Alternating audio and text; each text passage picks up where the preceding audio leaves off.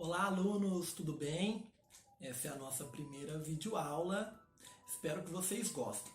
O tema da nossa videoaula, que está associado à atividade que vocês receberam, é o socialismo.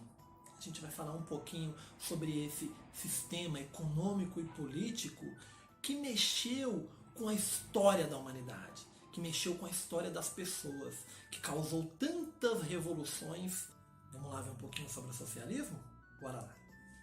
Vocês já se perguntaram por que tem tanta exploração e desigualdade social? Por que uns têm tanto e outros têm tão pouco? Por que a justiça não é igual para todos? Essas e tantas outras perguntas faz a gente se revoltar com o mundo, não faz?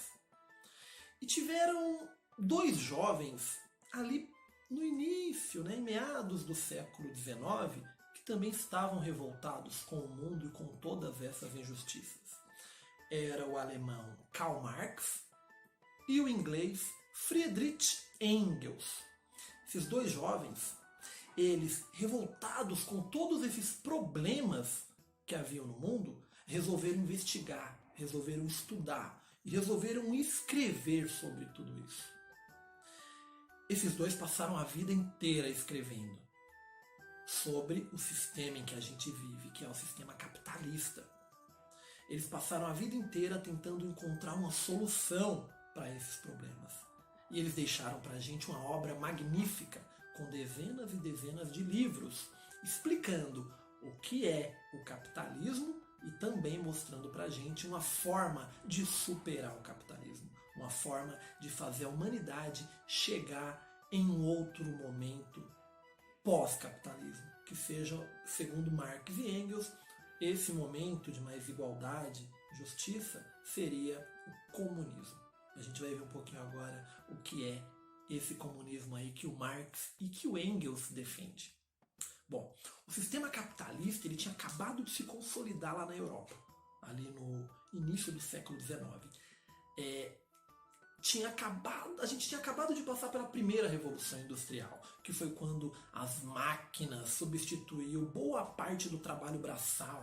As cidades cresceram muito, ganhando fábricas, chaminés, e a dinâmica, a relação de trabalho, ela mudou. Porque antes da revolução industrial, a maioria das pessoas trabalhavam em casa.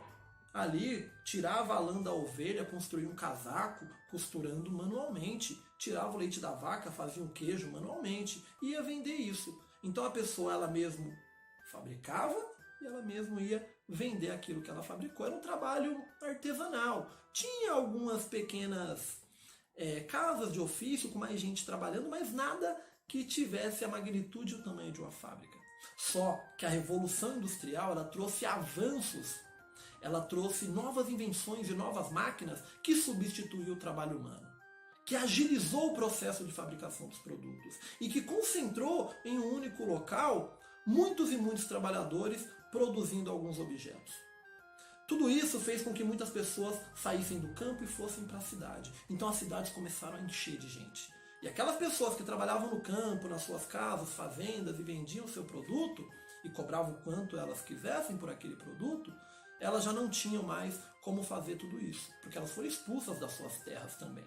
Essas pessoas foram para a cidade vender a única coisa que elas tinham, que era a força de trabalho, que era o seu tempo. Então elas vendiam isso para o dono da fábrica. E o dono da fábrica pagava o que ele bem entendesse. E geralmente não era um salário justo, geralmente era uma mixaria, uma merreca, para trabalhar ali 12, 15, 18 horas por dia, em alguns casos. O Marx e o Engels, que nasceram nesse contexto todo, o Marx mais pobre, o Engels era rico, inclusive, mas ele não concordava com toda essa exploração. Esses dois não se conformavam com aquilo. E eles queriam encontrar algumas maneiras de entender melhor como tudo isso acontecia e queriam também propor mudanças.